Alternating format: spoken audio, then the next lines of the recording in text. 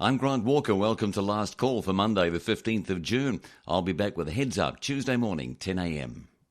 To the energy sector, electricity usage is on the rise again after faltering from 2008. Every month since July last year, New Zealand's largest generator, Meridian Energy, has reported increases in demand. On Friday, the company said demand in May rose 0.4%, taking the annual increase to 2.3%. And the annual growth rate has been accelerating. In December, it was 1.3%. Meridian Chief Financial Officer Paul Chambers says he was surprised at the increase in May. He says we were expecting it to go backward. It was a very warm month compared to last year, which was really cold. Drought played a part through the summer months. Increasing irrigation usage meant the increase in January was a whopping 4%, but even backing that out, the trend is still up. An Investor Day presentation Meridian gave in April showed the drought's impact on irrigation usage, with Otago, for example, showing a 14.6% increase in usage in the year ended March. Mr. Chambers says such increases were off a small base, but the 2.2% annual increase in Auckland shows how solid the trend is. Wellington bucked the trend, with annual usage falling 2.7%. Mr. Chambers says that's because of a significant shift in Wellington's economy away from anything requiring a lot of electricity. A major factor in declining growth in electricity usage was declining pulp and paper production, which has been falling since 2005 and was compounded in 2012 when Norsk Skog decided to halve newsprint production. And of course, the global financial crisis and New Zealand's recession played a part. Mr. Chambers says Meridian is expecting usage growth to continue to grow, driven by economic growth and population increases. Immigration currently is at record levels. However, the rate of growth probably won't return to the 2% annual pace experienced since the early 1990s. Mr. Chambers says there are a number of factors that slow it, and they're mainly around efficient technologies. Efficient light bulbs, solar panels, insulation of houses, and the trend towards retrofitting houses with double glazing are the sort of things acting as a drag on demand. But those impacts probably won't be enough to stop demand overall from growing.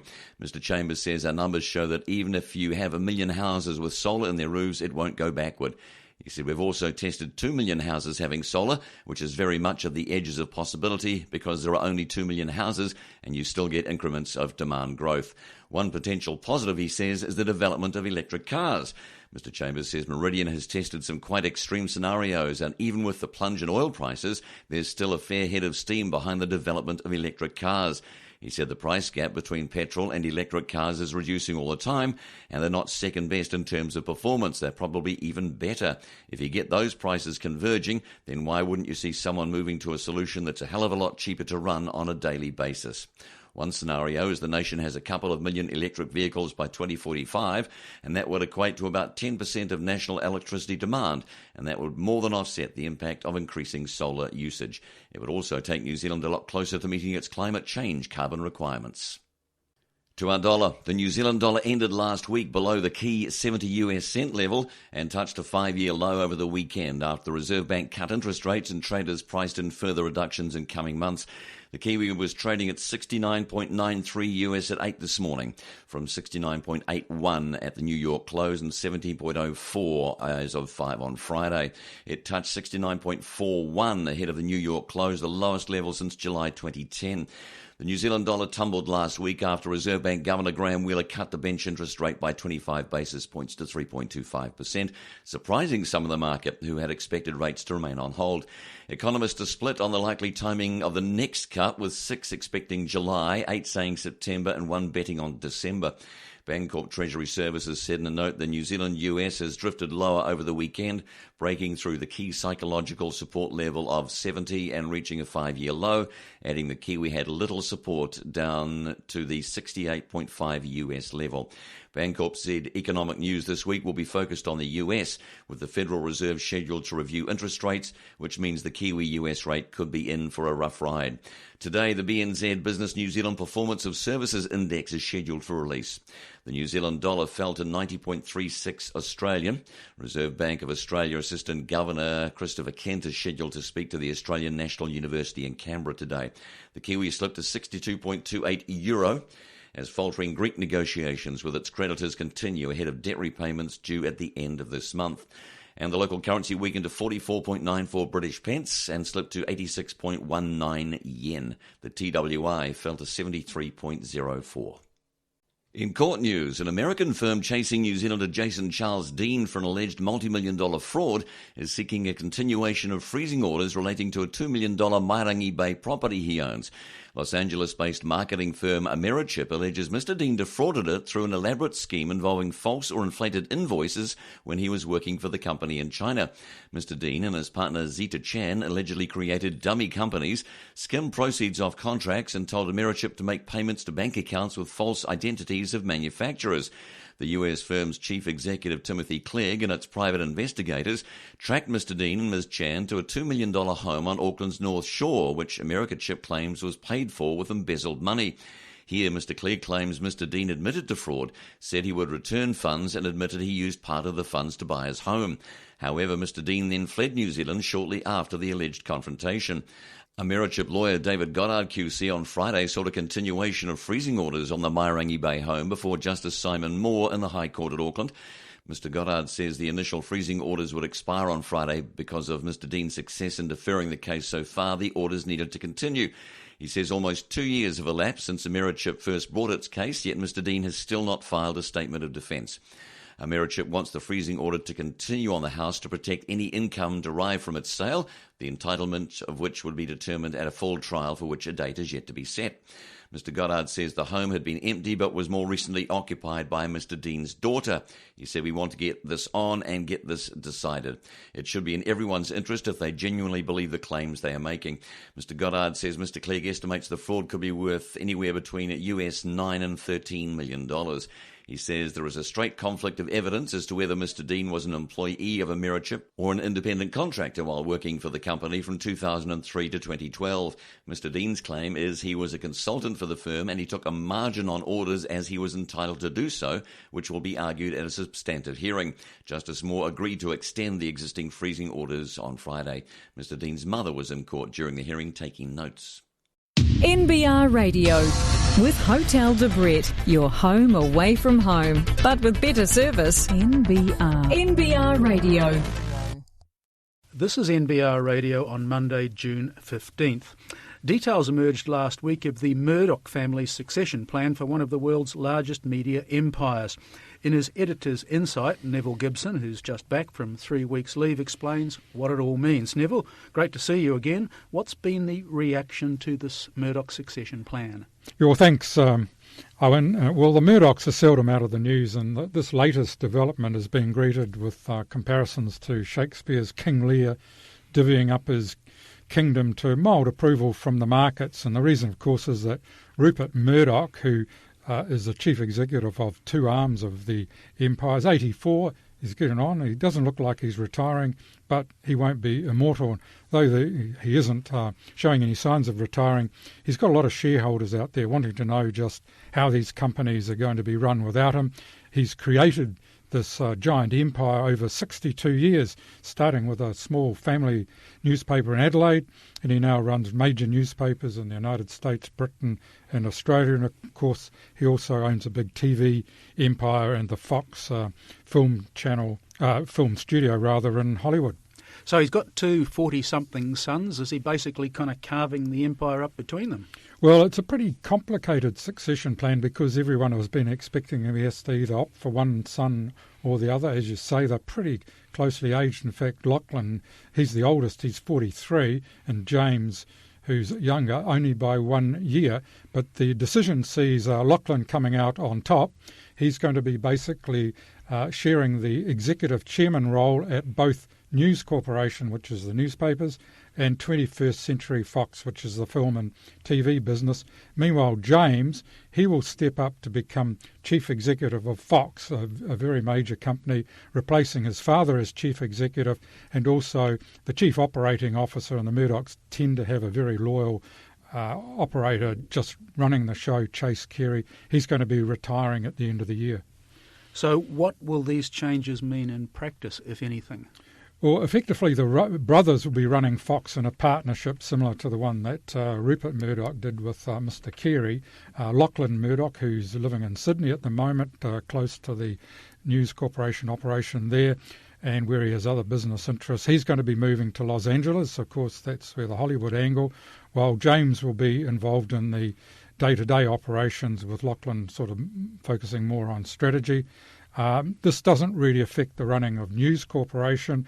It's got its own chief executive, who's an ex-editor of The Times, Robert Thompson, and he'll be also overseeing the Wall Street Journal and their other newspaper interests. We're all fascinated with Rupert Murdoch and what goes on, whether it's his private life or his media empire and the influence he might have, political or otherwise, globally. What's the attraction? Well, certainly there's dozens of books been written about him. I've tried to read most of them, and you've got to say that the only businessman who comes even close to the way Murdoch has built his company, the way he runs it and controls it, is Steve Jobs and Apple. But the difference is that Mr. Jobs, who's passed on, of course, had no successors, and he also had no real ownership stake in Apple. By contrast, the Murdoch empire is still run by the family. They have 40% of the voting shares in both companies, and when you're looking at the Fox business, that's worth sells $32 billion worth of revenue, and this is makes it almost unique in a family-run business that also is listed on Wall Street. Are there likely to be any major changes, do you think, in the way the businesses are run? Yeah, I don't see anything happening in the near future because James and his father are already based in New York, and Lachlan's move to Los Angeles, as I say, means that they'll be working closer together. The critics, of course, of whom there are many, of the Murdoch way of doing business, they're not likely to see much difference. However, I note that the Wall Street Journal's main competition around the world is the Financial Times, and they're the ones who drew the parallel with King Lear, and you'll remember in that tragedy he was bequeathing his empire to the two siblings, and it all ended in tears, but I don't see the Murdoch one going that way at all. In terms of the New Zealand market, News Corp, sold all of its major assets, although it did pick up a 15% stake in NZME earlier this year. Is there likely to be any impact of all this on New Zealand?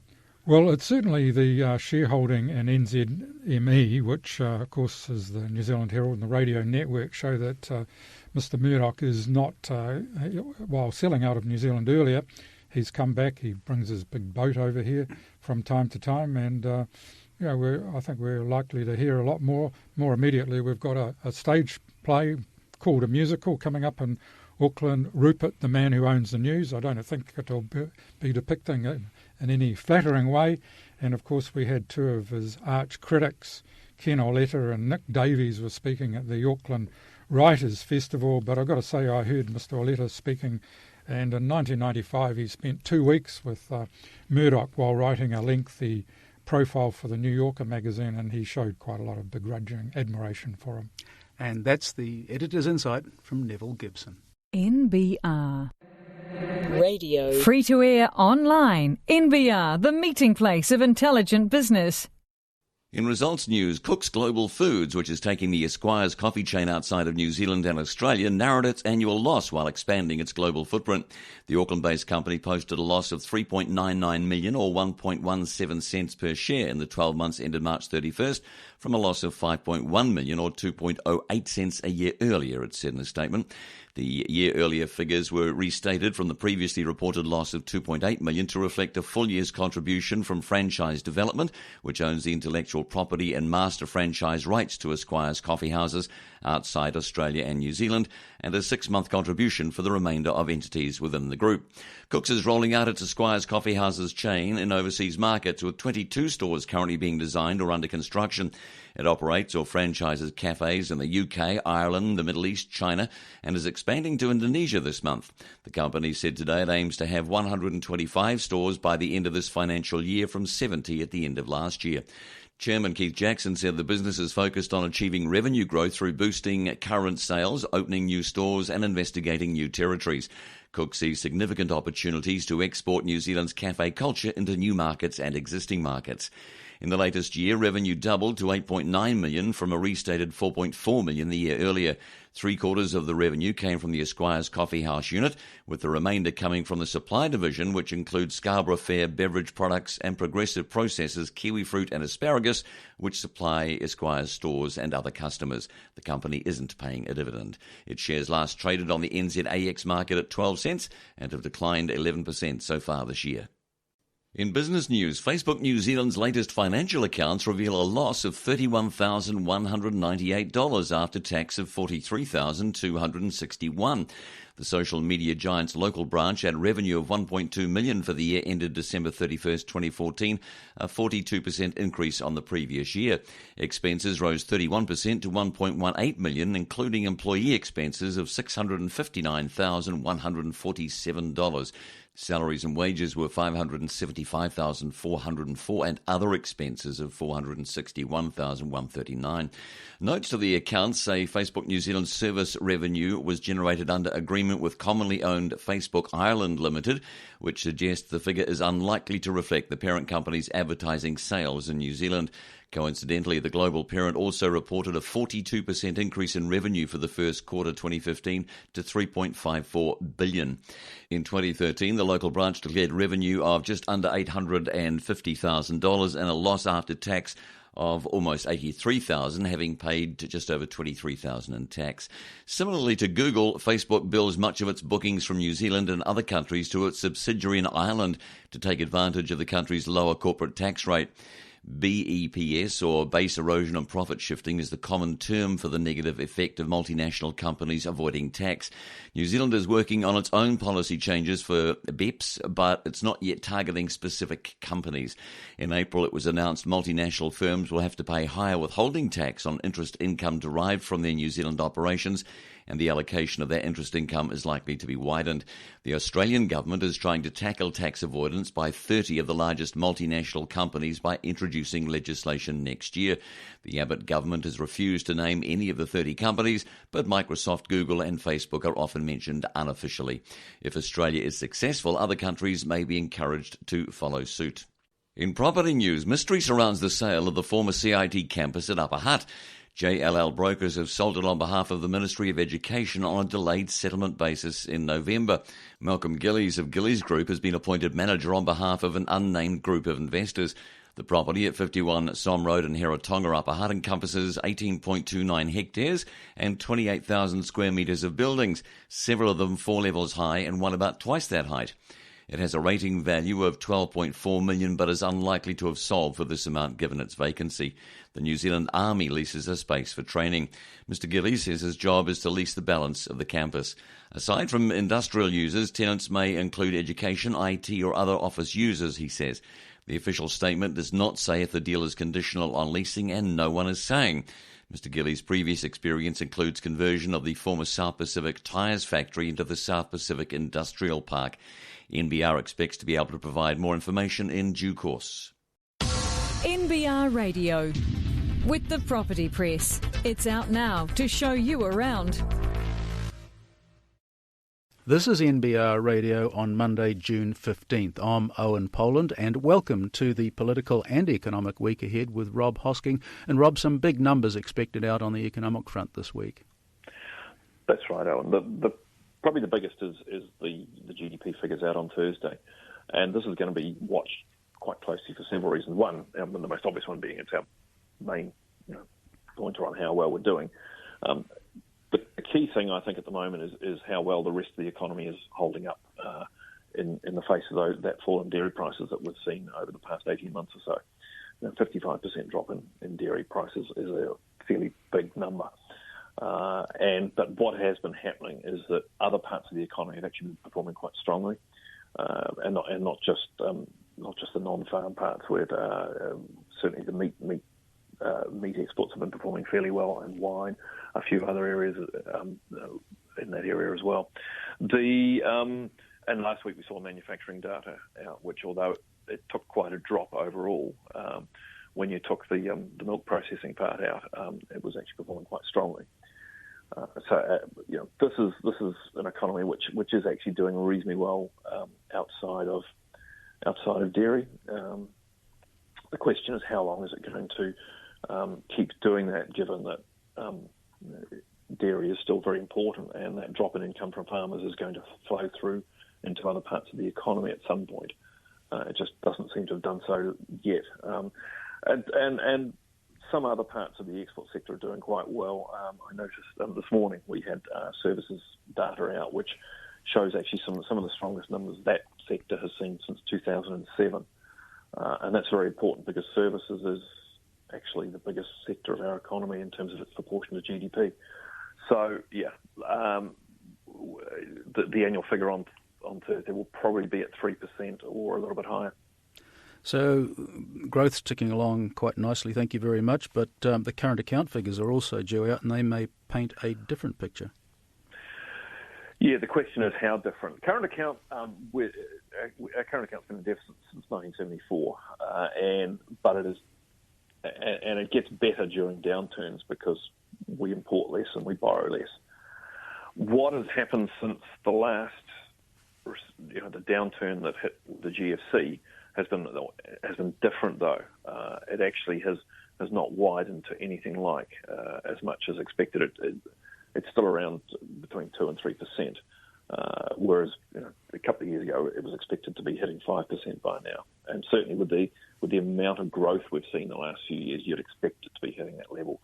If you look at what has happened with New Zealand in the previous 30-odd years. What's different this time is, firstly, we're being a lot more cautious with our borrowing, and that's from households right up to businesses. And the government has taken up some of that slack, of course, but the government is still borrowing, is still part of that deficit.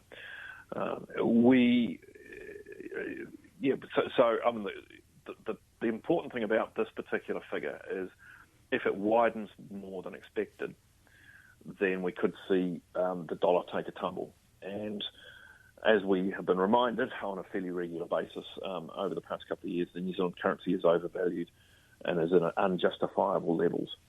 And the Reserve Bank again warned about that last week. And it is, although the currency did drop a little bit, it is still overvalued. It is still way above where it should be given some of our economic fundamentals. So I suspect that if the current account figure comes in a little bit worse than expected, then that might be an excuse for the financial markets, who tend to take fright fairly easy, to sell off some New Zealand currency. So we could see a drop off there, which in turn will help exporters, of course. You've mentioned, of course, the importance of dairy prices in all of this, and we've got yet another auction coming up during the week. How important will that be? Well, again, if it takes an unexpected hit, and we saw a little bit of that at the last auction, which was a lot worse than anticipated, then again, you'll see a bit more pressure come on to the currency. These dairy, the dairy auction the decline has been slowing, but it is still declining. And the evidence coming through increasingly is that in response to the big dairy prices we saw a couple of years ago, that other parts of the world have decided that this is a good thing to get into and are ramp up their production. And so that's it's basic supply and demand. That's taking something out of the prices. You're listening to the Political and Economic Week Ahead with Rob Hosking, and turning to politics now. Rob, the headlines are still being hogged by debate about the housing market, and particularly in the wake of last week's Reserve Bank monetary policy statement. Yes, and the more you look at what the Reserve Bank had to say, the more it looks like a fairly firm rebuke to central and local government, and I've written about that with NBR Online this morning, because the Reserve Bank has been saying all year, the Auckland property market it's a supply issue, and that's tied up with regulation and other factors. And yes, there might be some other factors playing a part as well, including offshore buyers and tax. But basically, it's supply, and that comes down to central and local government getting their act together. And the reason last week's interest rate cut caught a number of economists by surprise was it was expected that because the Auckland housing market is still jumping around like a hyperactive kid who's been giving the food additives a bit of a nudge, that the Reserve Bank wouldn't dare cut interest rates so long as it was rocketing along like it was. But the Auckland housing market is still bouncing off the walls, and they decided to cut. And one of the reasons is, the Auckland property market is actually not their problem, so long as it's not contributing to inflation, and so long as it's not threatening to destabilise the economy. And although the Reserve Bank have kind of made some noises about that. The fact is its own stress tests don't back up that claim. It's basically, it's not the Reserve Bank's problem. And, why should the rest of us be paying higher interest rates? Because central and local government can't get their act together. And really that's what last week's decision was. It was basically saying, you guys sort this out, I've done my bit. And, we're seeing more of that flow through, with increasing agitation from the politicians. We had Nick Smith this morning under the Housing Minister under a lot more pressure on that. And with some of the housing areas that have been designated, former state, not former, current state government-owned land turns out to be not quite as available for housing as maybe he thought it was when he did some photo ops there last week. They're starting to look a bit under pressure on this. And Labor have, in Phil Twyford, their housing spokesman, have actually been able to apply some pressure here in a way they haven't been able to in a lot of other areas. I think Twyford, although he gets a little overexcited, although, again, probably no more than Nick Smith does, he has been quite successful on this. And the government is very, very definitely under the gun on this. And in turn, the government is going to have to come to the party and actually deliver. And the unfortunate thing for the government is a lot of what they can deliver depends on the Auckland Council, and the Auckland Council hasn't been as active as it might have been either in terms of opening up land and looking at how its regulations are actually affecting housing supply.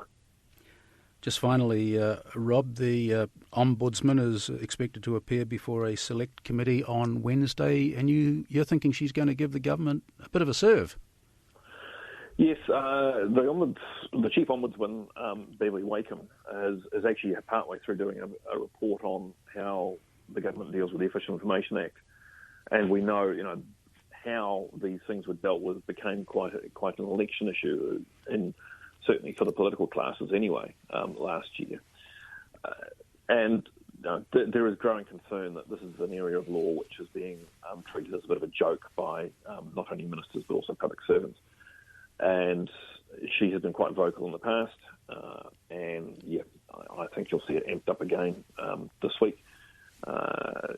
She's talking to a lot of people, and at some point she is, I think, going to be delivered. She retires at the end of this year, so she can deliver a fairly stinging report, which, look, I don't think it will affect this government, but it will be something that, in the hope a future government will pick up and actually do something about, because public information is, it's public. It should be available. And that's the political and economic week ahead with Rob Hosking. You're listening to NBR Radio. Upgrade to My NBR Radio with a smartphone-only subscription to NBR Online today for free, and receive unlimited access to NBR Online on your smartphone until August 31st. Visit www.nbr.co.nz/free.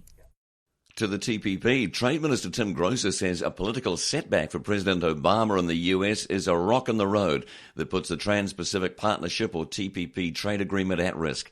Saturday, New Zealand time, the US House of Representatives defeated a key trade-related bill that was an essential step to passing President Barack Obama's long-sought trade authority. The White House had planned to use Trade Promotion Authority, or TPA, to pass a deal on the TPP, a Pacific Rim trade deal covering 40% of the world's economy. TPA authority would allow the President to put a trade deal like the TPP to the Senate for a straight yes or no vote on ratification, with no opportunity for senators to add special interest amendments that could derail the trade pact. However, Trade Adjustment Assistance, or TAA, a move to clear the way for TPA by bringing separate Senate and House bills into alignment on measures to help those with jobs affected by trade deals, was voted down in the House after President Obama failed to rally support from his own party. And US media reports say the more Democrats learn about the TPP, the more their resolve against it hardens. While most Republicans support the TPP, some join Democrats in voting down the TAA, if for different motivations. Mr. Grosser says if the House of Representatives can't negotiate and pass a revised bill next week, as President Obama has requested, He said, "We will not do TPP anytime soon. It's as simple as that, and that will be a major opportunity lost for New Zealand." The Trade Minister says if the President's deadlock with Congress is not broken, negotiations will be on hold until late 2017. He adds, well, according to the negative view, it's not going to happen in the next 2 years.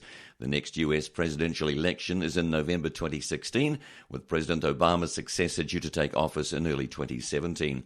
Mr. Grosser says it's a very strange situation that Congress could be opting out of a deal, leaving the US high and dry on the beach. He says the US, unfortunately, is in a position where the lack of support for a pro-trade agenda could see them watching as bystanders. I mean, it's an unbelievable situation. International trade expert Stephen Jacoby says on TPP, you could say the ship's taking water, but it's not yet on the rocks. He says with a lot of fancy footwork, a vote may yet pass next week. And for a full transcript of what Mr. Grosser said on the telly at the weekend, just go to nbr.co.nz.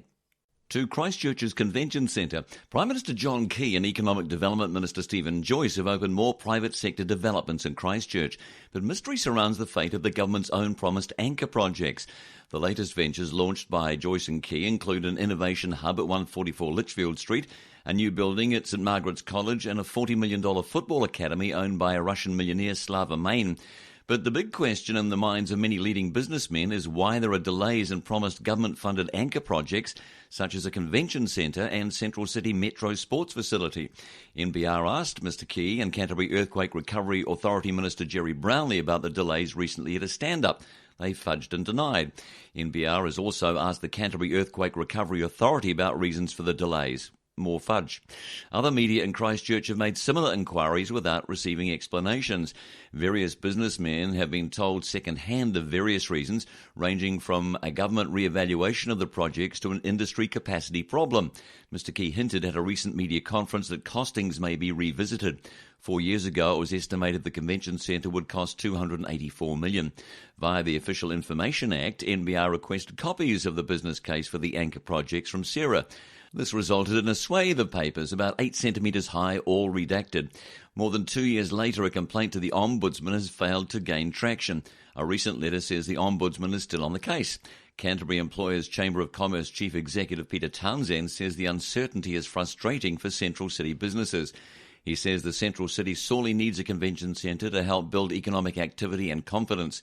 Mr Townsend's best guess is that figures are being reworked or the work may have been interrupted by the large numbers of staff leaching from Sarah. This is NBR Radio on Monday, June 15th. I'm Owen Poland and I'm joined by NBR journalist Jenny Ruth, who's written an article about the BNZ and its 39,000 total money customers who are enjoying an effective mortgage rate of 4.26%. Tell me more, Jenny. The actual mortgage rate on that total money customers are paying at a headline level is 6.34%. After the Reserve Bank cut the official cash rate last week, Bank of New Zealand cut the total money floating rate by 40 basis points, which is more than the 25 cuts the Reserve Bank did. But the BNZ's Retail and Marketing Director, Craig Herbison, points out that if total money customers use their credit cards to pay for their everyday purchases, they get 55 days interest-free. And then if they pay the credit card bill off at the end of the month, they've had their own money sitting offsetting their mortgage interest all that time. And so effectively, they just pay 4.26%. This isn't just a phenomenon restricted to BNZ. Obviously, other banks have similar sort of offset type mortgage accounts. So just how popular, I mean, the BNZ saying it's time to think about offset mortgages. How popular are these products? Well, I think what Mr. Herbison the point he was making is the headline rates for the floating rates may be more than the fixed rate, but you can get a much lower effective rate if you're smart about the way you use your accounts. And what he was saying is, don't just look at the headline rates and think you have to fix. Think about what the real cost will be to you. And another thing that this story highlights, Jenny, is the fact that a lot of banks were caught flat-footed by that rate cut last week. Well, BNZ was one of them. BNZ's economists and Westpac's economists, neither of them had expected a rate cut. And interestingly enough, Stephen Toblis, the BNZ economist, just came right out and said, we got it wrong. But BNZ were very proactive in saying, well, okay, now we've got this rate cut, how can we grab the headlines? And cutting their total money rate by more than the OCR cut was almost guaranteed that they would get some headlines. Exactly. Thanks for your time, Jenny. NBR. Need to hire? Try our online recruitment platform, www.nbrtalent.co.nz. This is NBR Radio on Monday, June 15th. I'm Owen Poland. Trade Negotiations Minister Tim Grosser says if the United States Congress doesn't pass fast-track authority for the Trans-Pacific Partnership within the next few weeks, it'll stall until 2018. His comments follow a weekend vote in the US House of Representatives, which vetoed the so-called Trade Adjustment Assistance Bill. Joining me now to discuss is former diplomat and Executive Director of the New Zealand International Business Forum, Stephen Jacoby. Thanks for coming in, Stephen. You're welcome. Good to be here. What happened over the weekend and how does it affect the TPP? Well, over the weekend, the US House of Representatives took two critical votes for the future of the TPP negotiations. These votes essentially are about giving the President the authority to conclude these negotiations and indeed to conclude other negotiations the United States is involved in. But the two votes related firstly to something called Trade Adjustment Assistance. This is a program of assistance for workers and companies and farmers who face problems as a result of increased competition from trade. It's been around since 1962. But the second vote was related to something called Trade Promotion Authority, or Fast Track. That's the essential piece of legislation that gives the President that authority. Well, the Congress passed Fast Track, voted to give the President that authority, but on the related matter of this trade adjustment assistance, they voted it down. And that means that none of this legislation can go forward to the President's desk for signature. So they're both reliant on each other, and in a sense, it almost seems like they're in conflict or potential conflict with each other. Well, the Democrats have always regarded trade adjustment assistance as the critical companion piece for any authority they give the President to negotiate on trade. And so it's highly ironic that, in fact, it was the Democrats that voted down a piece of their favourite legislation. This was something that was first coined by President JFK back in 1962. This is a core Democrat piece of legislation. They want that to proceed, but they've got concerns about trade. They face some criticism from the labour unions, and so they saw it better to try to vote down this agreement. As I understand it, House Republicans have pledged to rework the bill. So is there a chance the vote could be subject to a second or third round over the next few weeks? Yes, there is every chance that will be the case. It's not quite the end of the story for these complicated pieces of legislation. I think there are basically three options. The first option is that the legislation as presented in these two separate bills, which, by the way, was a deal done between the Democrats and the Republicans to get all this through. These two bills could be represented and revoted, or at least the trade adjustment assistance would be represented and revoted. There's a high threshold to get over, though. It was quite a comprehensive defeat for this legislation the first time round. That's the first option. The second option is that some way could be found to de-link these two things. So to treat the trade adjustment assistance as quite separate from fast track and allow the fast track to go through to the President, that is also problematic. You'd have to get a majority to do that. You'd have to convince the Senate, which has already voted on this legislation and sent it to the House to be voted on, to agree to do it that way. That might require the Senate and the House to have a negotiation about that. It's complicated, right? So by no means straightforward. The third thing is some other mechanism that clever people inside the Beltway in Washington will have to think of. But make no mistake about it, if this cannot be sorted out, we are looking into a very dark place indeed for TPP, as Minister Grosser said.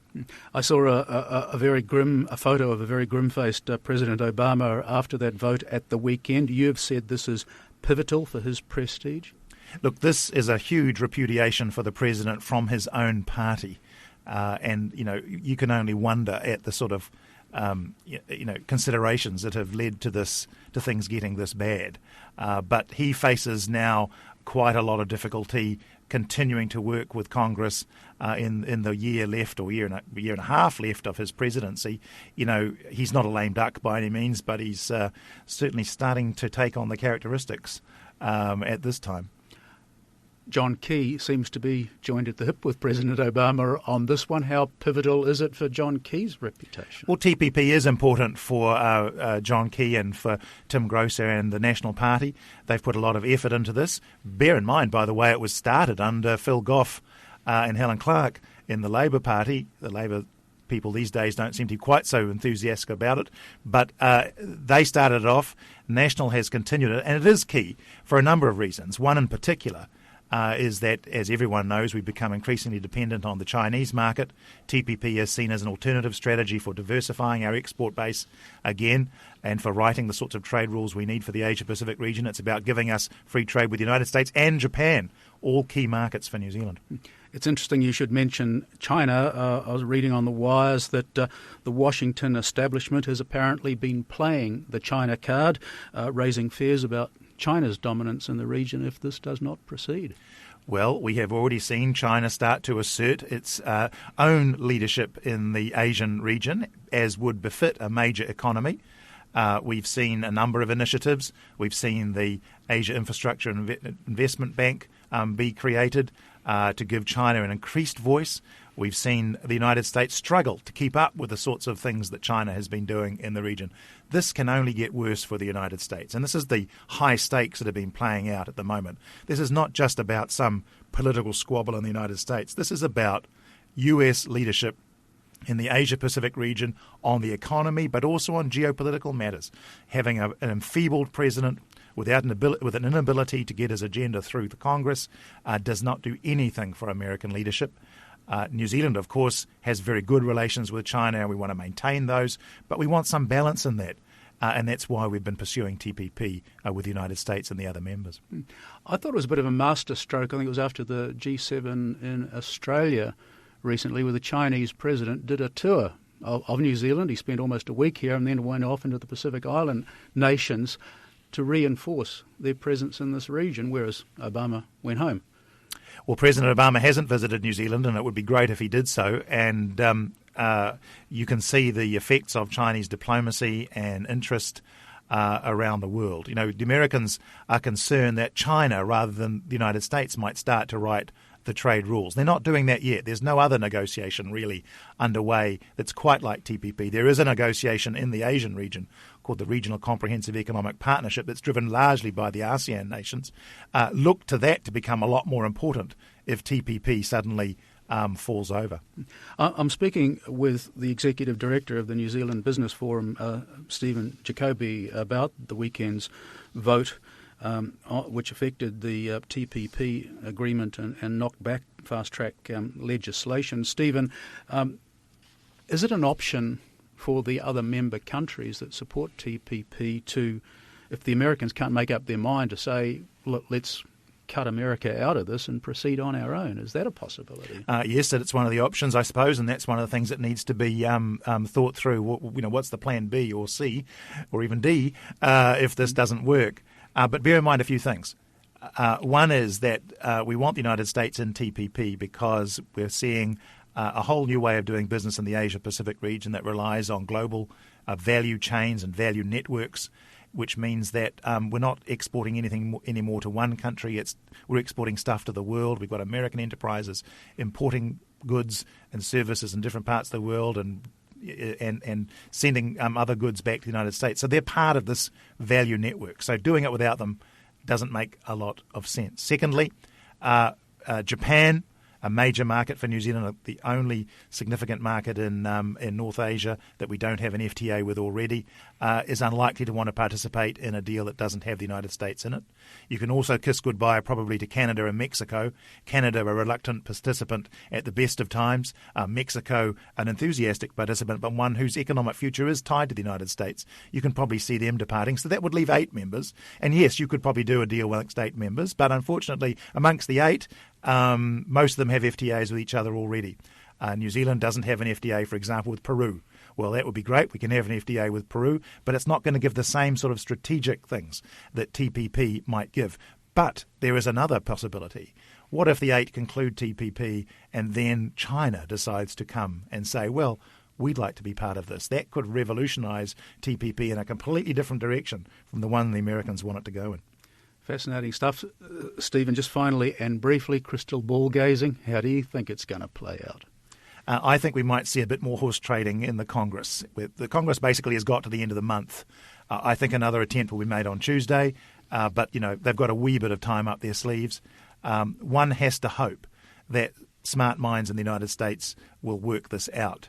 But if not, we are looking at TPP basically stumbling definitively, and the chance of it being resurrected in 2 years' time also equally unlikely in my view. My thanks to Stephen Jacoby, Executive Director of the New Zealand International Business Forum. NBR Radio with Bailey's, New Zealand's leading commercial real estate company. I'm Grant Walker with Last Call. Here's what's trending on NBR Online. Could Fonterra face personal grievance claims?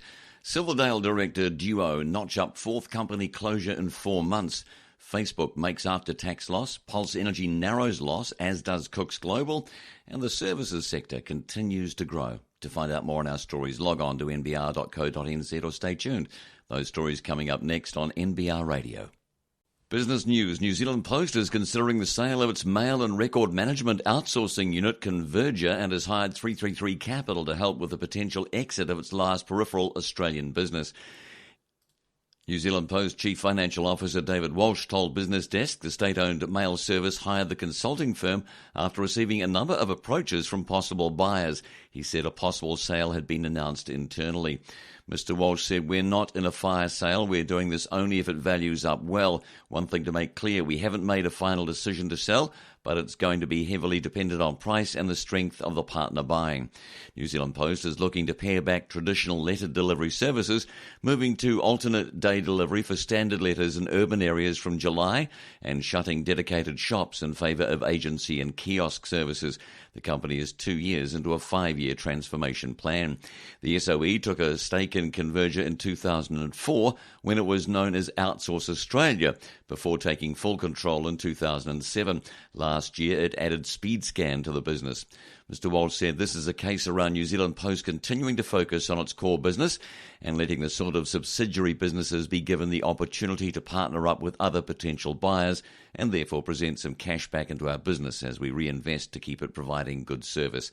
New Zealand Post employed 333 Capital last July to manage the sale of its Australian courier business Couriers Please, which was sold to Singapore Post for 95 million Australian in December.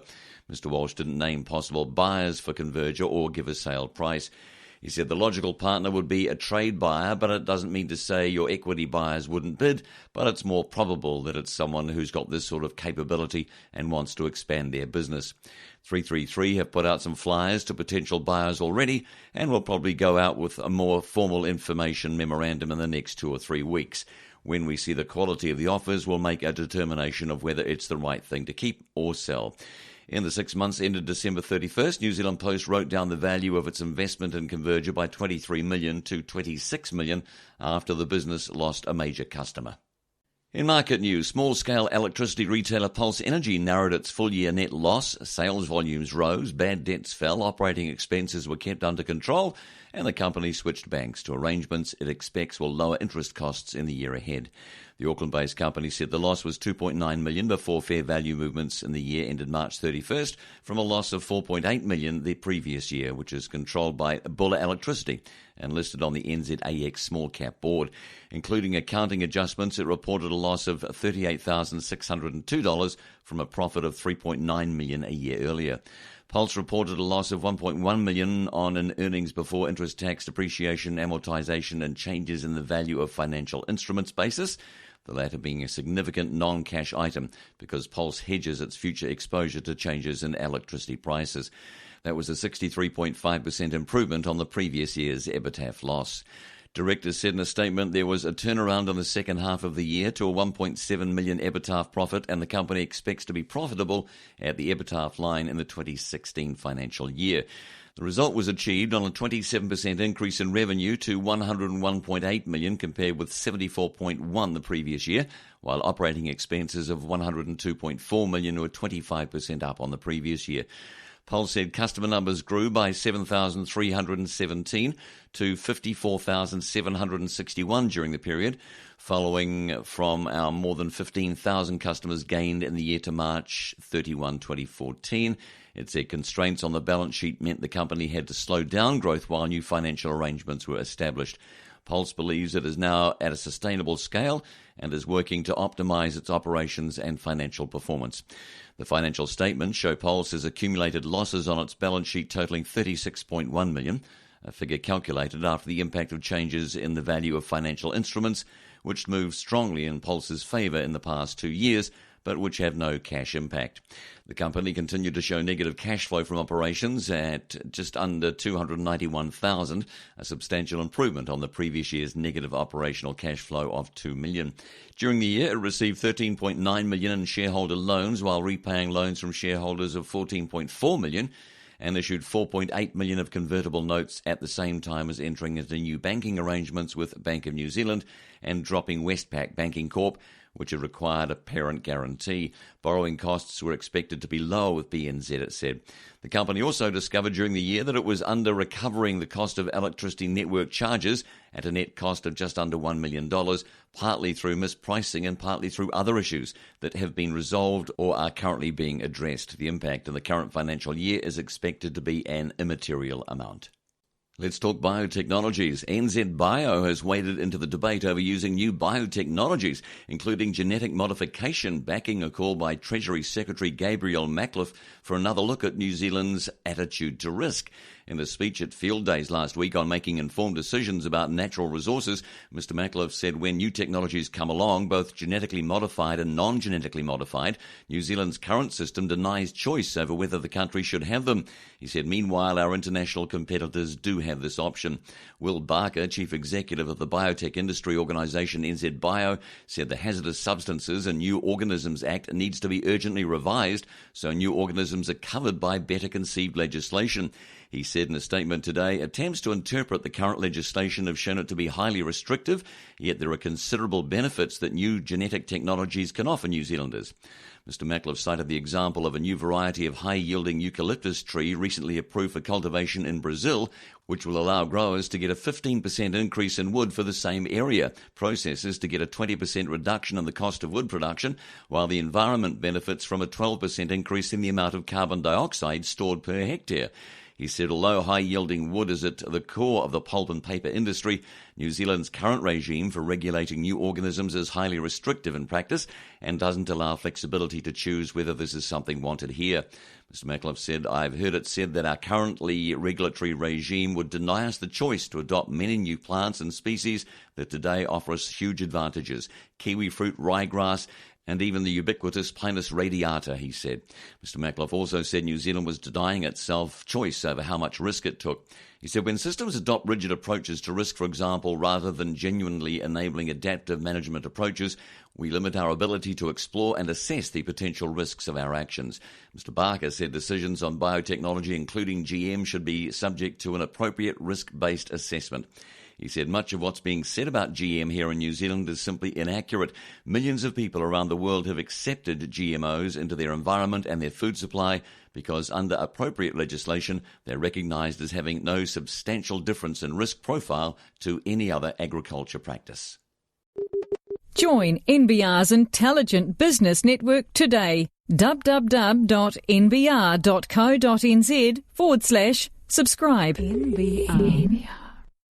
To online trading, two Auckland companies touting mentoring services for amateur online currency traders have clashed in the High Court over rights to a customer database. Prosper Through Trading, run by expat Scott Steve Robertson, obtained an injunction this month preventing the use of its customer records by Cambrian Corporation, run by its former staffer Jade Lynn. In the statement, Mr Robertson said PTT was delighted with the outcome of the case. We welcome the court's decision and are now looking forward to getting back to work and help educating our customers towards successfully trading the currency and commodities market. Mr Lynn, who worked for PTT from April to December last year, declined to comment about the case. Another Cambrian staffer, convicted scammer James Burns, also worked for PTT from late 2013 to mid-2014. In July 2014, Mr Burns pleaded guilty to 14 charges of dishonestly using a document in relation to a pro forma invoicing scam between 2009 and 2012. In sentencing him to 7 months home detention from October, Justice David Collins noted Mr Burns' genuine remorse and his lesser role in the scam compared to its other perpetrators. Asked why Mr Burns was working for Cambrian, Mr Lynn said everything was not as it seemed. He's actually a very nice person. On its website, Cambrian Corporation says it offers a complete service for online traders, including software, education and mentoring, and technically driven suggestions from the deepest, most sophisticated algorithmic formula and fundamental analysis that enable you to profit and prosper from the financial markets. It also says the company has hundreds of years of combined experience and deep success in financial markets, coupled with every qualification, diploma, degree and certification possible. Mr Lynn said the claimed experience included that of the company's suppliers, whose information was repackaged and resold to clients. He said, my background is business, restaurants, cafes, health, fitness, as well as the banking arena and currency trading. He said he also had a T-shirt printing business at one stage. Mr Robertson's business, PTT, also says it offers education on currency and commodity trading. Its website says we can help you break free from the clutches of a boring day job or assist you in establishing an income stream post-retirement. Last year, PTT repaid $29,000 plus interest to a former customer, Hamilton pensioner Mary Boyle, who was unable to execute its gold trading scheme and became alarmed at the lack of documentation for an investment she had made with the company. It's understood that PTT has repaid a number of customers unhappy with the services they received. To Auckland housing, the latest increases in Auckland house prices are not that extraordinary. Property prices in the country's largest city have risen 16.1% over the past 12 months and 5.4% over the past 3 months, the fastest seen for several years, but they're not the fastest seen over the past couple of property cycles. Research by property information and analytics company CoreLogic shows that from 2002 to 4, values increased at an annualized rate of more than 15% and peaked at more than 21%. CoreLogic Research Director Jono Ingerson says in the previous cycle to that, annual increases peaked at 26% in late 1994 and 22% in early 1996, so the latest increases are not the fastest ever seen. He says there is a strong historical correlation between an increase in sales activity and a subsequent increase in values. Mr Ingerson says in recent months, sales activity in Auckland has been very strong, not far off what it was at the beginning of the previous boom in 2003 and 4. Looking under the covers of the CoreLogic QV House Price Index of the past few weeks, Mr Ingerson says there is no sign of a slowdown in Auckland values yet. But he says the ink on the government announcements is barely dry, so it will take a while for any slowdown to come through, if indeed it does. He says the rapid turnover of properties by investors, often within a year, is also typical of periods when markets are rapidly increasing. He said we saw it during the previous 2003 to 7 boom. At the moment, it's only an Auckland phenomenon. He says across the other main centres there is little change. Hamilton, Wellington, Christchurch and Dunedin are all up less than 5% year on year.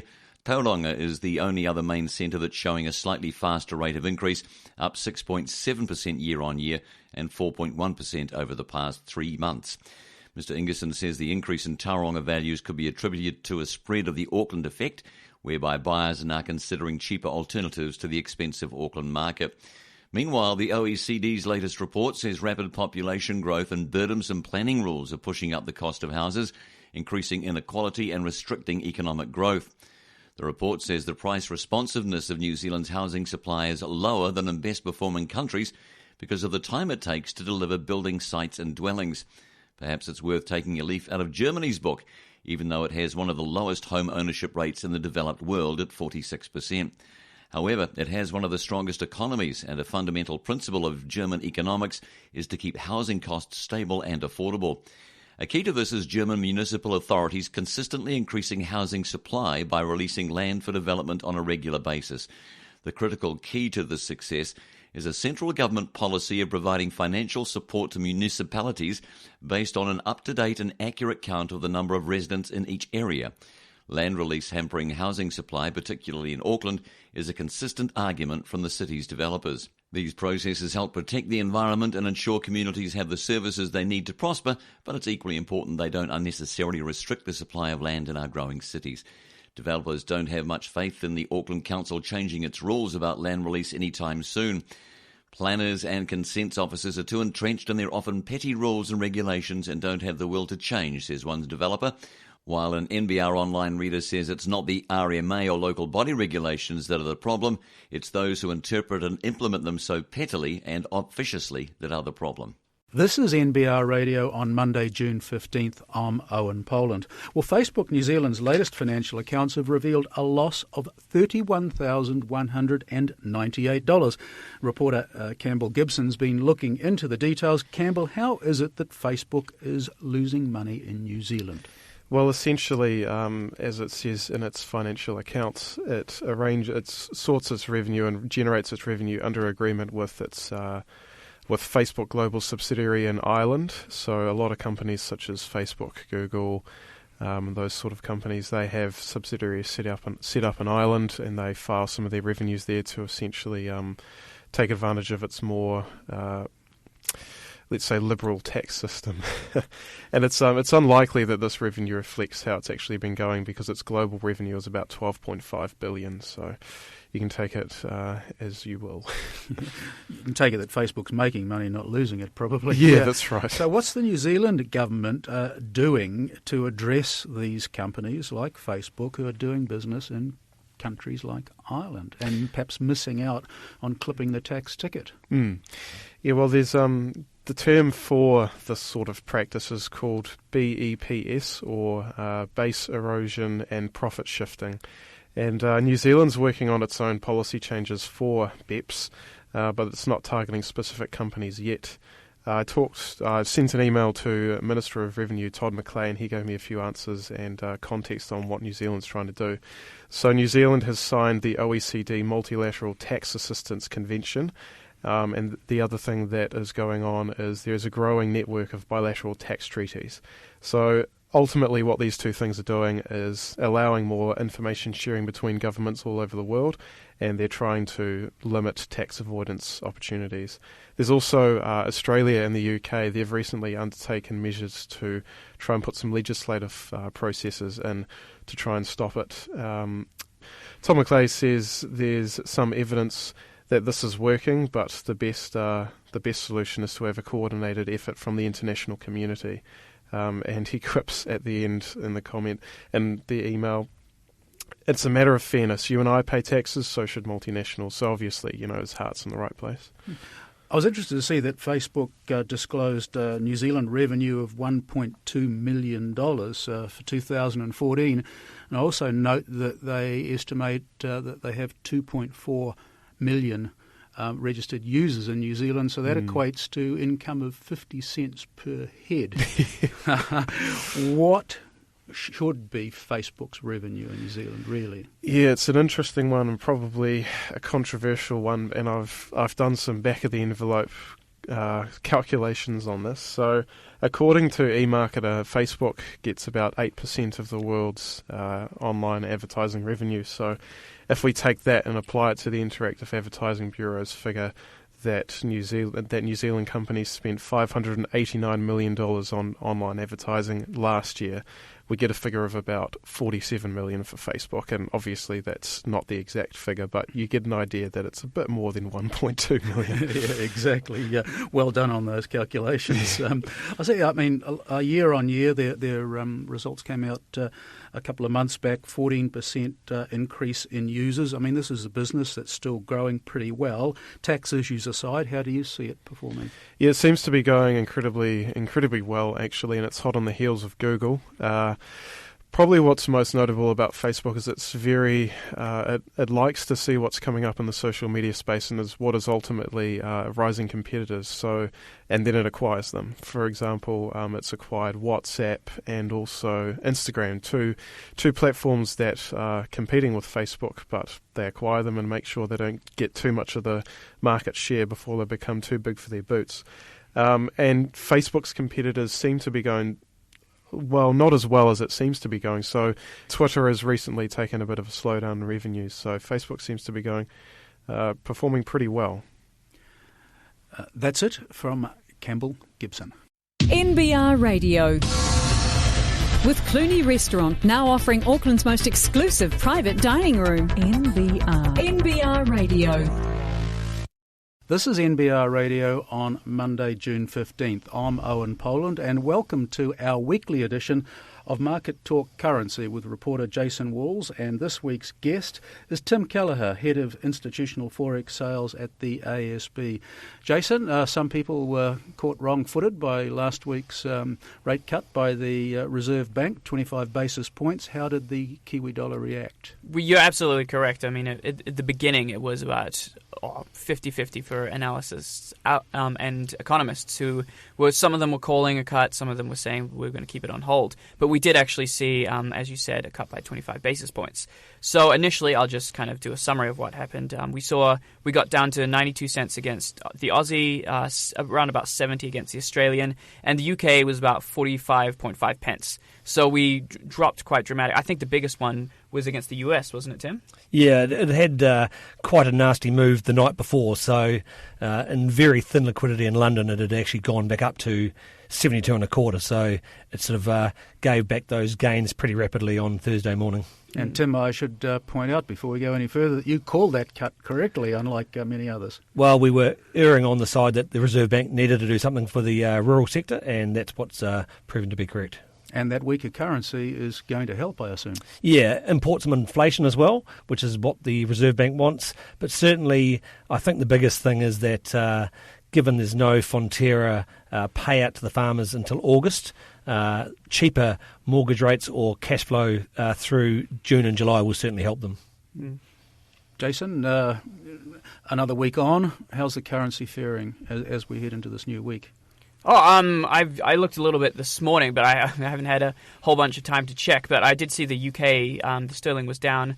What we were saying before we got in, it was like 45, right? 44.85, yeah. 44.85, which is quite low. It hasn't been this low in a while, right? I couldn't tell you exactly, but I'd say we're probably looking at 4 to 5 year lows in the Kiwi sterling, but certainly 5 year lows in the Kiwi US. Probably similar against Kiwi euro, I suspect as well.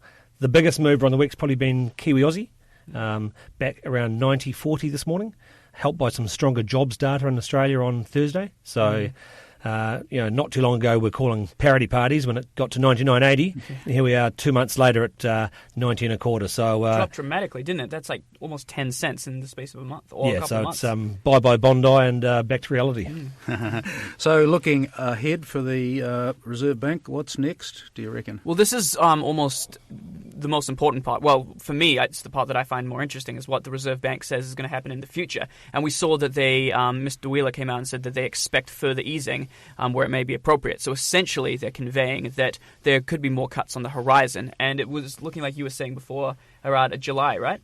Well, we expect our official forecast is September, but July is certainly live.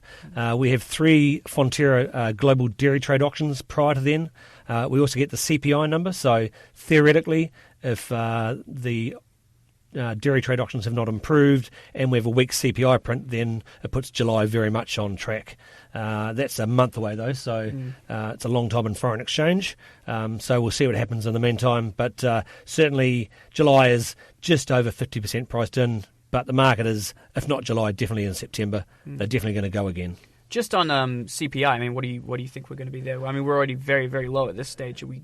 A lot of people have said that we're going to get lower. I mean, what are you saying? I couldn't tell you what our exact forecasts are, and as I said, it's a month out, so they'll probably be tweaking them. A fair bit of data in between.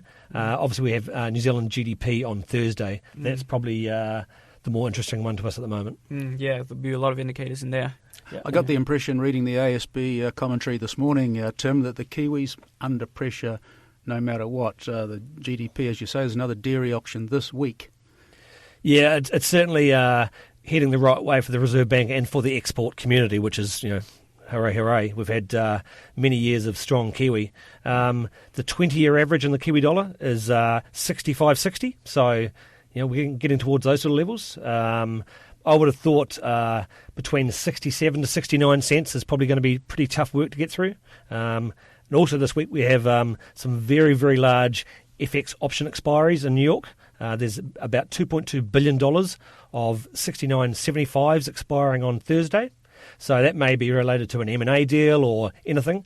But those big option expiries will tend to attract the price action of the currency. So we may not actually go too far in the week unless GDP is exceedingly weak or the dairy trade auction is. Mm-hmm. And of course, with the RBNZ easing bias and the Fed's tightening bias, I mean, how far are we likely to see the Kiwi go against the US dollar tracking ahead over the next few months? Well, we haven't changed our official forecast from around 70 cents. So, but as I said, the 20-year average is 65.60. I think in the realm of somewhere between 65 to 70 cents is, wouldn't say fair value, but probably reasonable given how far we've come. As you mentioned, Federal Reserve on Thursday. Potentially a bit of an outlier. The market's thinking that they maintain status quo, which is what we think. But if there's any mention around a strong US dollar, which is affecting the US economy, then that could be a factor in maybe the Kiwi jumping back up a little bit. Because a lot of analysts are still factoring in September as the time that the US are going to hike rates. Yeah. And that's pretty well what the market is expecting too. I think. So the market's priced that in at that September? Not totally September, but certainly by December, some sort of move. Yeah. But I think the underlying US economy looks quite decent. But as I said, it's the strong dollar comments that we supposedly had one from Barack Obama last week, which saw the big move in the Kiwi dollar back up on Wednesday night. So that's probably a risk into the FOMC on Thursday, as any mention around the currency. We saw actually last week that the IMF made some comments about the US interest rate hikes and said that they should actually hold them until 2016. Do you think that's going to have any effect? Do you think the Federal Reserve are going to use those comments and actually potentially keep it later? As I said, I think the biggest factor to a delay in any US rate hike is probably their strong dollar. Everyone wants a cheap dollar so they can export their way to success, including New Zealand. So that's the problem we've had in the previous 5 to 6 years is a strong Kiwi and a weak US. So the IMF, I would imagine, has got their hands full with Greece. They should probably leave Federal Reserve policy to the Fed. Yeah. Jason, you said we weren't going to talk about Greece this week. Oh, yeah. Why don't we? Why don't we? Everyone else is talking about it. Yeah. They halted. The IMF halted the talks with Greece last week. Yeah, it was a big move. And Greece sent a representation on Saturday, and the meeting ended today within 45 minutes. 45 minutes. So it's not good news. It appears to be an impasse. There's an article going to come out in the German newspaper Bild tonight, which talks about how Greece needs to step up to the plate and be more conciliatory. And that's coming from Merkel's number 2, who's been a supporter of the Greek process. So I gather by the 18th they have to have some clear and concrete proposals, and then the 19th of June is the Euro Group Ministers meeting. So I suspect most things are going to come to a head by sort of Thursday our time, which coincides with the FOMC and coincides with the New Zealand's GDP. So it could be a busy end of the week, yeah.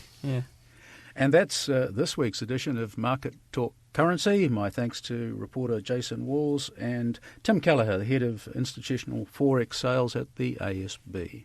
NBR Radio with the Property Press. It's out now to show you around.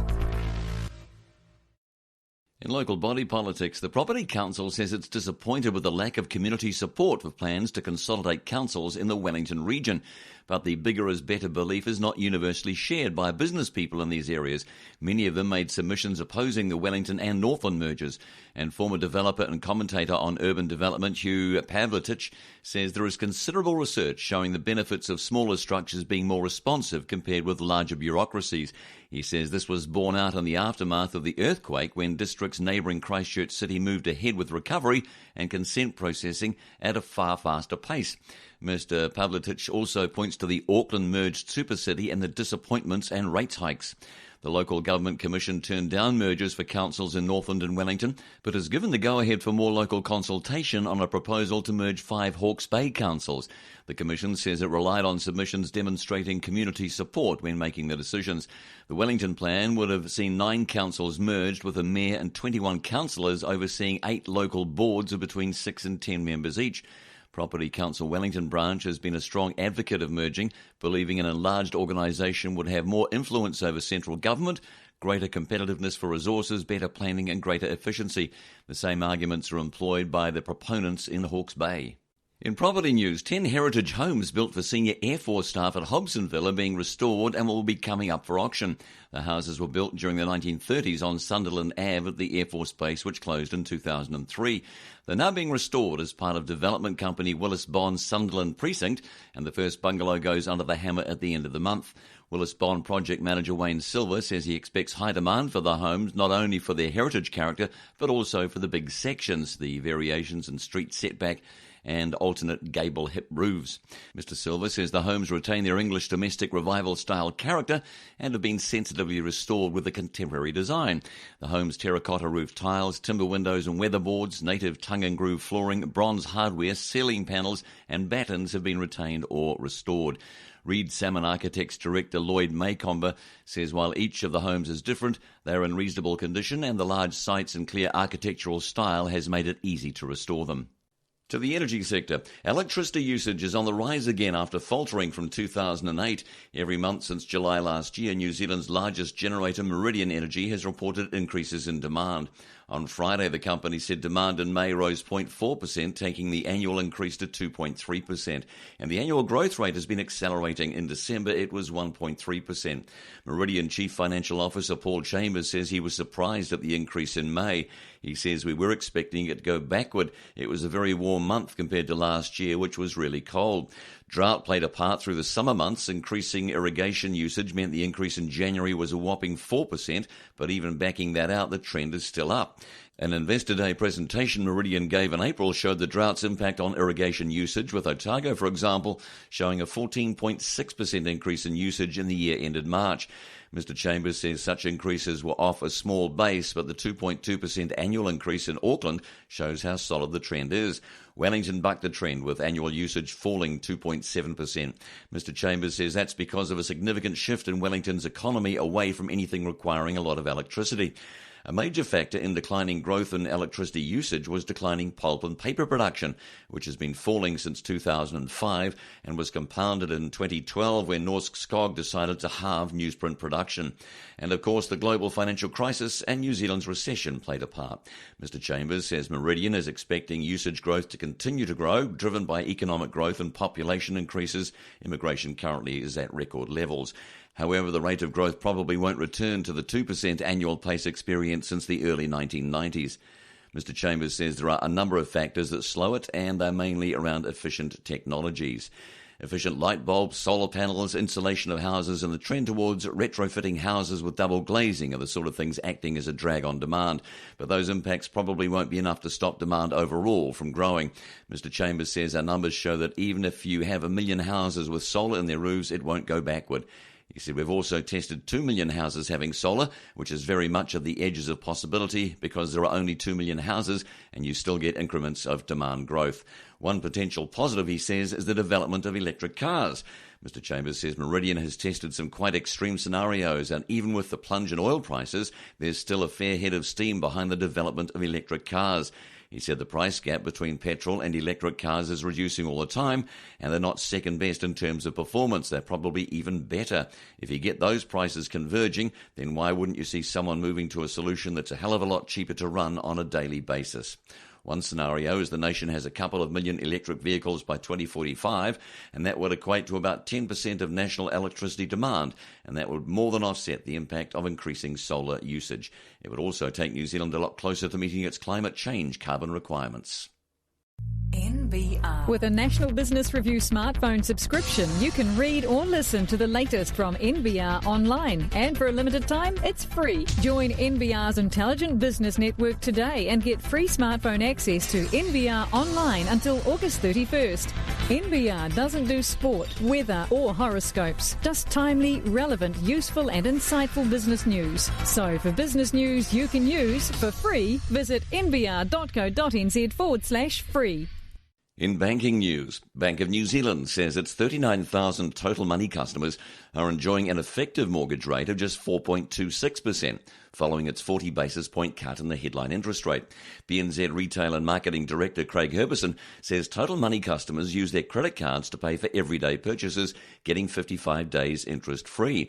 They leave their own money in their offset account and so save paying interest on that total and reducing their effective interest rate. Of course, that only works for those customers who pay off their credit cards every month. BNZ has cut its total money floating rate to 6.34%, now the lowest floating rate offered by any of the major banks from 6.74% previously. That 40 basis point cut is greater than the 25 basis points cut to the Reserve Bank's official cash rate on Thursday. Currently, the next lowest floating rate offered by a major bank is Kiwibank on 6.4. Leading mortgage broker Bruce Patton describes BNZ's move as a headline grabber and says that the new rate is very competitive. Mr. Herbison says the effective rate for total money customers is now much lower than any of the fixed rate deals other banks are offering. According to the Good Returns website, the lowest 2-year fixed rate offered by any of the major banks is a 5.39% special offer from all 5 of the largest banks. Mr. Herbison says, I think it's time to think about offset mortgages. In an environment where people are moving very much to fixed terms, we think it's time for people to rethink that. BNZ has also cut 3 other floating rate products, Rapid Repay, Mortgage One and Standard Variable by 25 basis points. The new rates kicked in from Saturday for new customers and from June 28 for existing customers. They follow Thursday's 25 basis points cut to ASP, Kiwibank and ANZ's floating rates. Economists at BNZ and Westpac hadn't expected an OCR cut, and their banks appeared to have been caught flat-footed. Late Friday, Westpac finally moved to cut its regular floating mortgage rate by 25 basis points to 6.4% and its Choices everyday rate to 6.5%. Unlike BNZ, which is holding its deposit rate steady for now, Westpac has also cut all its deposit rates by 25 basis points. Westpac's new rates are effective from today, being Monday for new customers, and from June 29 for existing customers. To employment news, a lawyer says the timing of the announcement of hundreds of potential job losses at Fonterra could result in hundreds of personal grievance claims for breaching employment law. But a leading employment lawyer says it's unclear if the world's largest dairy exporter has devised a proposal for change yet, at which point any legal risk could arise. Last week, Fonterra Chief Executive Teo Spearings told media hundreds of jobs were likely to go as part of a review that began last December. It was the first time Mr. Spearings had put any figure on the likely number of layoffs and where they might come from. The bulk of the job losses at the company, which employs 18,000 staff globally and 11,500 in New Zealand, is likely to be support function roles at the Auckland head office and elsewhere, but the final number is still unclear. It later emerged Fonterra had sent an email to staff in the afternoon following Mr. Spearings' comments to the media, confirming the prospect of job cuts and outlining why he'd spoken to media first. MJC legal lawyer Mark Copeland says an employer is required to consult with an employee at the earliest possible opportunity when a restructuring is being contemplated that may affect an employee's position. He says Mr. Spearings' comments would now have Fonterra head office employees scratching their heads as to whether they were staying or going. Mr. Copeland said that's the whole question the law is designed to avoid. He said even if you don't know if there's a prospect a person may be included in a restructure and their job may be affected, then the law says you need to consult with them as early as possible. Fonterra said last week Mr. Spearings had already told staff about the prospect of job losses during regular global conference calls any worker can dial into. But Mr. Copeland says he's not sure it's sufficient for a corporation of Fonterra's size to rely on this as sufficient consultation. He says it would be hard to bring a personal grievance claim until an employee was actually told their job was included in any restructure. The timing of the announcements of hundreds of possible job losses, however, could result in hundreds of claims, he says. Mr. Copeland says, certainly in any personal grievance, I would include in the grounds of the claim that you haven't properly been consulted because the world knew before you did. In People News, Abano Healthcare Group appointed Richard Keys to take over as head of the specialist medical investment firm when Alan Clark leaves later in the year. The Auckland-based company said in a statement, Mr Keys, who is currently the Chief Financial and Operating Officer, has been with the company for 13 years and will take over following Mr Clark's retirement at the annual meeting later this year. Clark has led the medical investment firm since 2000 and flagged his retirement at the 2014 annual meeting last November. Chairman Trevor Janes said Richard Keys has been with Abano for 13 years and played a vital role in Abano's evolution as an international scalable healthcare business that's focused on growth and is primarily funded by private revenue. He's worked closely with Alan Clark to jointly develop our current strategy and led the implementation of Abano's acquisition and divestment program. In April, the medical investment firm said it expects to report a small full-year loss after it agreed to sell its stake in Aotea Pathology and following the sale of its orthotics unit in January, which resulted in impairments on both businesses. The net loss is expected to be $1.3 million to $1.9 million in the year ended May 31st.